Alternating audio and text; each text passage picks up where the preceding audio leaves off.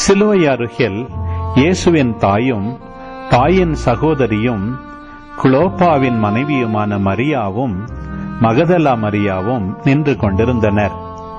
இயேசு தம் தாயையும் அருகில் நின்ற தம் அன்பு சீடரையும் கண்டு தம் தாயிடம், அம்மா, இவரே உம் மகன் என்றார். பின்னர் தம் சீடரிடம், இவரே உம் தாய் என்றார்.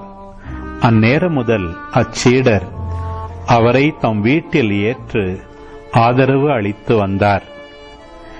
இதன் பின் அனைத்தும் நிறைவேறிவிட்டது என்பதை அறிந்த இயேசு, தாகமாயிருக்கிறது என்றார். மறைநூலில் எழுதியுள்ளது நிறைவேறவே இவ்வாறு சொன்னார். அங்கே ஒரு பாத்திரம் நிறைய புளித்த திராட்சரசம் இருந்தது. அதில் கடற்பஞ்சை நன்கு தோய்த்து ஈசோப்பு தண்டில் பொருத்தி அதை அவர்கள் அவரது வாயில் வைத்தார்கள். அந்த ரசத்தை குடித்ததும் இயேசு, எல்லாம் நிறைவேறிற்று என்று கூறி தலை சாய்த்து ஆவியை ஒப்படைத்தார். அன்று பாஸ்கா விழாவுக்கு ஏற்பாடு செய்யும் நாள். அடுத்த நாள் ஓய்வு நாளாகவும் பெருநாளாகவும் இருந்தது.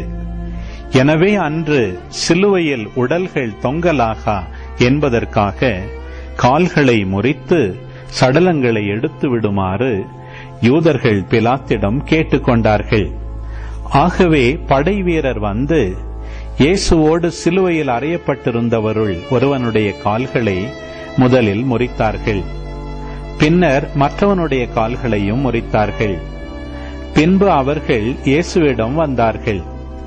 அவர் ஏற்கனவே இறந்து போயிருந்ததை கண்டு அவருடைய கால்களை முறிக்கவில்லை. ஆனால் படை வீரருள் ஒருவர் இயேசுவின் விலாவை ஈட்டியால் குத்தினார். உடனே இரத்தமும் தண்ணீரும் வடிந்தன.